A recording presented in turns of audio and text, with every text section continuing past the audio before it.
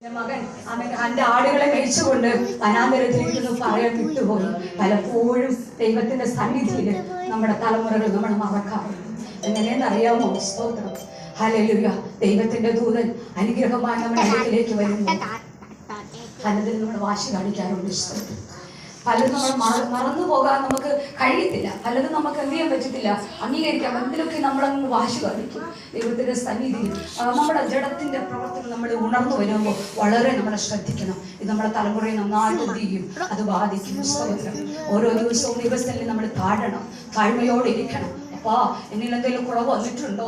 എന്നെ ശുദ്ധീകരിക്കണമേ, എന്റെ നാവിനെ ശുദ്ധീകരിക്കണമേ. ഉരുവിടാതെ നമ്മുടെ വാക്കുകളെ, നമ്മുടെ തിരുവചനങ്ങളെ ഉരുവിട്ട് പ്രാർത്ഥിക്കുന്നുണ്ടല്ലോ. സ്തോത്രം, നമ്മുടെ നാവ് ശുദ്ധിയുള്ളതാണോ എന്ന് നാം പരിശോധിക്കണം. സ്തോത്രം, അത് പരിശോധിക്കാൻ പിശാചിനെ ഏൽപ്പിച്ചു കൊടുക്കരുത്. സ്തോത്രം, അത് പരിശോധിക്കാൻ പിശാചിന് അവസരം കൊടുക്കരുത്. സ്തോത്രം, ശുദ്ധീകരണം പ്രാപിച്ച് ദൈവസ്ഥലിൽ മുഴകാലും അടക്കണം. ദൈവത്തിന്റെ മഹത്വം നമ്മുടെ ജീവിതത്തിൽ വെളിപ്പെട്ടു വരുവാനിടയായിട്ട് ഇശായി തന്റെ മകനെ കൂട്ടിക്കൊണ്ടു വന്നു. പ്രവാചകർ അവനെ അഭിഷേകം ചെയ്തു. സ്തോത്രം, അന്നു മുതൽ ഹല്ലേലൂയ ഇവന്റെ ജ്യേഷ്ഠന് ഇവനോടൊരു അസൂയ തോന്നി. സ്തോത്രം, ഇതെവിടെയെന്നറിയാമോ വെളിപ്പെട്ടത്? ഹല്ലേലൂയ ശേഷം നാളുകൾ കടന്നുപോയി, ഒരു യുദ്ധമുണ്ടായി. സ്തോത്രം, ആമേൻ. അഭിഷേകം പ്രാപിച്ചവൻ കാട്ടിലേക്ക് പോയി. ഹല്ലേലൂയ ആമേൻ. ശേഷമുള്ള സഹോദരൻ യുദ്ധകളത്തിലേക്ക് പോയി. സ്തോത്രം, ഒരു ഗോലിയാത്തിനുണ്ട്. ഹല്ലേലൂയ ഫിലിസ്ത്യൻ വെല്ലുവിളിക്കുകയാണ്. സ്തോത്രം, ഹല്ലേലൂയ ആമേൻ. ഇസ്രായേൽ ജനത്തോട് വെല്ലുവിളിച്ച് നിൽക്കുമ്പോൾ ആമേൻ ദാവീദ് ആമേൻ തന്റെ അപ്പനായ ഇശായി ആമേൻ അപ്പവും മലരും എല്ലാം കൊടുത്തിട്ട് പറഞ്ഞു, മോനെ നീ ആമേൻ യുദ്ധകളത്തിലേക്ക് ചെല്ലുക, അവിടെ ക്ഷേമം അന്വേഷിച്ചിട്ട്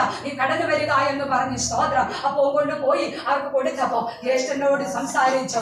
അല്ലെങ്കിൽ അവരോട് കുശലമൊക്കെ അന്വേഷിച്ച് പറഞ്ഞു, ഒരു ഹല്ലേലൂയ ഫിലിസ്ത്യൻ വെല്ലുവിളിച്ച് നിൽക്കുകയാണ്. സ്തോത്രം, അപ്പോൾ ആമേൻ ദാവീദ് പറഞ്ഞു, ഇവനെ കൊന്ന എന്താണ് രാജാവ് പ്രതിഫലം കൊടുക്കുന്നത്? സ്തോത്രം, ഹല്ലേലൂയ. നമ്മുടെ തിരഞ്ഞെടുപ്പ് നമ്മൾ വളരെ ശ്രദ്ധിക്കേണ്ടതുണ്ട്. സ്തോത്രം, ഹല്ലേലൂയ ആമേൻ. സ്തോത്രം, ദാവീദ് ഉറപ്പ് പ്രാപിച്ചു.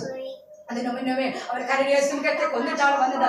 ആരും അറിഞ്ഞില്ല ആ സാക്ഷ്യം. ആമേ, നമ്മളായിരുന്നെങ്കിൽ എന്തെങ്കിലും ഒരു വാൾ പോസ്റ്റ് അടിച്ചേനല്ലയോ, നമ്മളതിന് ഫ്ലക്സ് വെച്ചേനെ. സ്തോത്ര, ഞാൻ കരടിയെ കൊന്നു, നമ്മൾ വലിച്ചു കീറിയിട്ട് രണ്ട് കയ്യിലൊക്കെ വെച്ച് ഇങ്ങനെ നിൽക്കുന്നതിന് വാൾ പോസ്റ്റ് നമ്മൾ തന്നെ അടിച്ച് അങ്ങ് വെച്ചേന്. അവൻ സാക്ഷ്യം എന്ത് ചെയ്തു? ഭദ്രമായി സൂക്ഷിച്ചു. നമ്മൾ നടക്കുന്ന അത്ഭുതം അത് ഭദ്രമായി സൂക്ഷിക്കണം. സ്തോത്രം, അത് പുറത്തു കൊണ്ടുവരേണ്ട സമയമുണ്ട്, അതുവരെ ഭദ്രതയോടെ സൂക്ഷിക്കണം. സ്തോത്രം ചെയ്യുന്നു. ദാവീദ് ഹല്ലേലൂയ അവൻ സംസാരിച്ചു കൊണ്ടിരിക്കുമ്പോ തന്റെ ജ്യേഷ്ഠനായ സഹോദരൻ അടുത്ത് വന്ന്, നീ എന്താ പറയുന്നേ?